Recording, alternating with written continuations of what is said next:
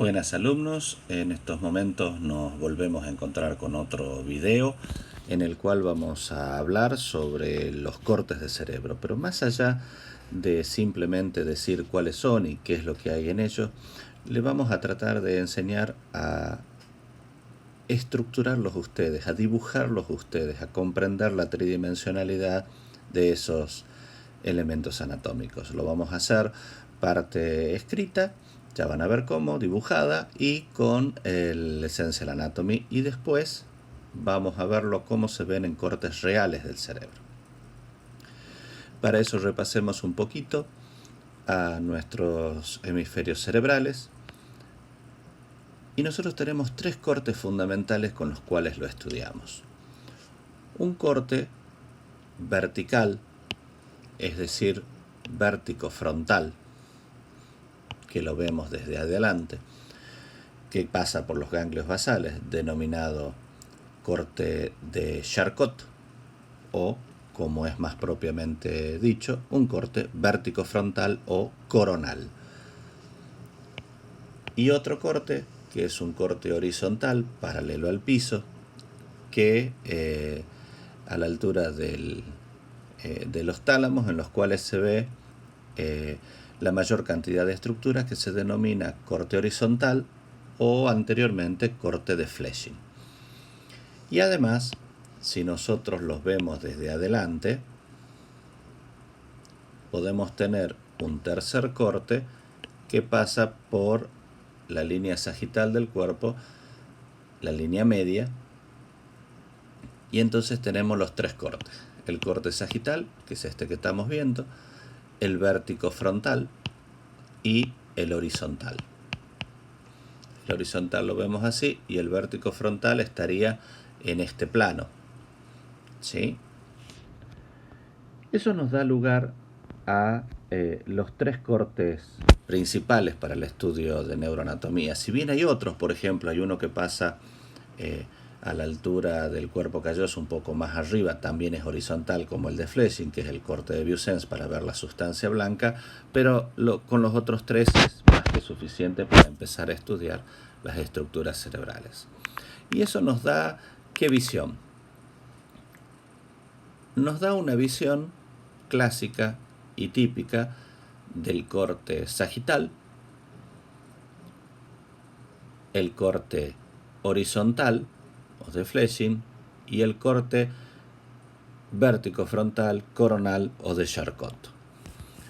Pero lo repetimos, más que estudiar qué es lo que hay en cada uno de ellos, tenemos que aprender a verlos y a dibujarlos y a hacerlos. Y para eso lo vamos a tratar de recrear. Y primero vamos a empezar con el corte sagital. Y en ese corte sagital, obviamente todo esto es un esquema, nosotros tenemos a nuestro cerebro más o menos así. Vamos a dibujarlo un poquito mejor.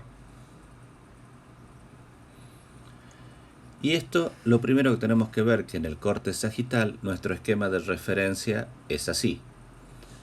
Esto es anterior, esto es posterior, esto es superior y esto es inferior. Y estos son los bordes del cerebro: el lóbulo frontal, el occipital, el polo temporal, y acá estaría la cisura que va a corresponder al surco lateral. Eso en un corte vértico frontal, ¿cómo se vería? Y en un corte vértico frontal lo primero que tenemos es que ya vemos ambos hemisferios. Entonces, lo primero que deberíamos tener es la cisura interhemisférica. Finalmente, la cara externa del cerebro, que recuerden que tenemos el surco lateral,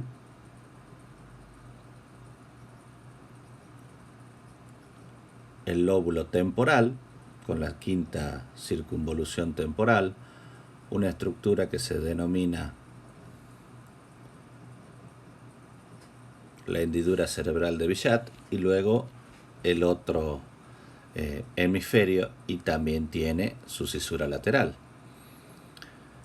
Entonces, en un corte vértico-frontal o de Charcot, esto es superior, esto es inferior, ¿sí? Y esto es lateral. Lateral derecho y lateral izquierdo. Porque en el corte de Charcot clásicamente lo estamos viendo de frente.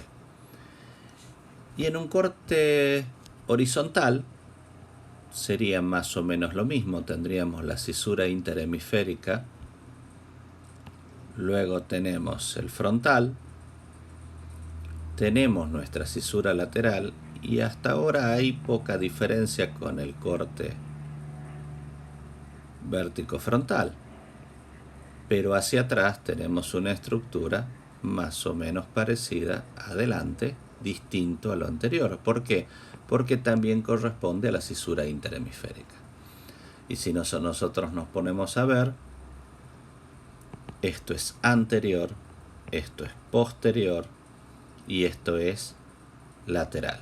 Lateral derecho y lateral izquierdo si lo vemos desde abajo, indistintamente si lo vemos desde arriba. Y esos son los bordes de nuestra estructura. Y vamos a empezar a ver las primeras estructuras y los tenemos que ver en los tres cortes para que sea más fácil su estudio. Y un corte que está presente en una estructura que está presente en los tres cortes es el cuerpo calloso. Y ese cuerpo calloso clásicamente tiene tres partes: un pico, una rodilla o genu, que es donde se dirige posteriormente hacia atrás, el cuerpo propiamente dicho y el rodete hacia atrás, una parte mucho más engrosada que adelante. Entonces imaginemos que en un corte de Charcot va a pasar así, en un corte horizontal va a pasar así. Y entonces, ¿cómo lo veríamos a esa misma estructura en los otros dos cortes? Veamos primero en el corte vértico frontal. Y en el corte vértico frontal yo tengo la hendidura interhemisférica y al final de la hendidura tengo que tener esta estructura que veo acá arriba. Es decir, el cuerpo del cuerpo calloso. ¿Y qué otra cosa más del cuerpo calloso veo? Nada más, porque el resto del corte ya pasa por otro lado. Y en el corte horizontal, del plano horizontal, vemos adelante el pico, hacia atrás vemos el rodete. Entonces, en el fondo de la cisura interhemisférica me encuentro con el pico del cuerpo calloso y atrás con el rodete del cuerpo calloso. Y las tres estructuras están viendo lo mismo, pero en tres distintos cortes. Así es como tienen que hacer con cada una de las estructuras para observarlas claramente. Veamos qué otras estructuras nos aparecen. En el corte sagital solamente van a aparecer aquellas estructuras que son de conexión interhemisférica, es decir, que si yo tengo dos tálamos no lo voy a poder ver claramente en el corte sagital. ¿Por qué? Porque son parasagitales, es decir, están a los lados de la línea media. Pero en realidad yo puedo ver algunas pequeñas partes del tálamo. Recuerden que el tálamo tiene una forma levemente ovoidea, ¿sí? Y como un huevo en su casa, si ustedes lo cortan así, va a dar un corte bastante circular, y si lo cortan así, va a tener una forma, nunca mejor dicho, que ovoide. Entonces, como hemos dicho que es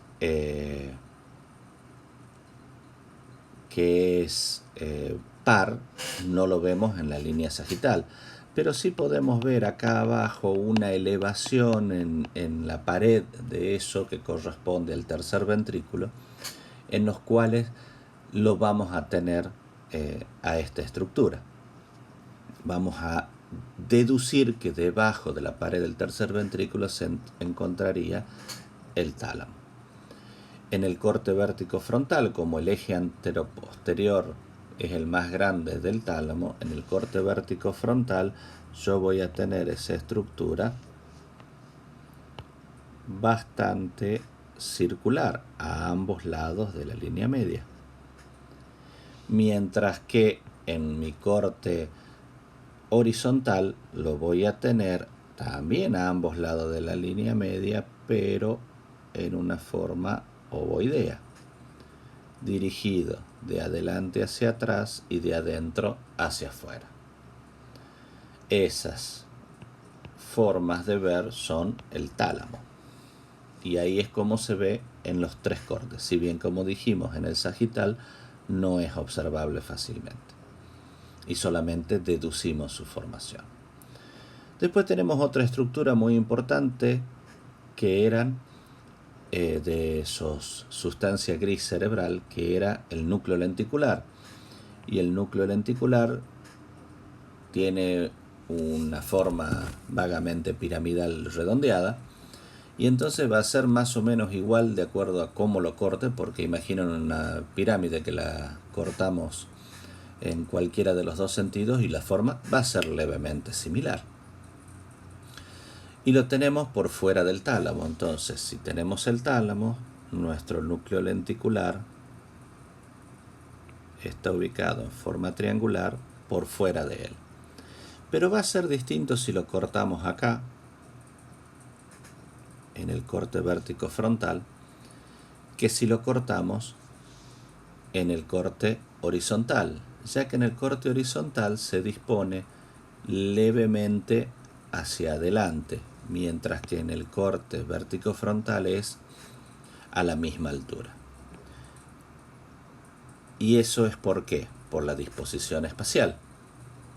El corte vértico frontal acá está pasando a esta altura del corte. Entonces lo vemos en el corte horizontal un poco más adelante, pero en el corte vértico frontal lo vemos a la misma altura.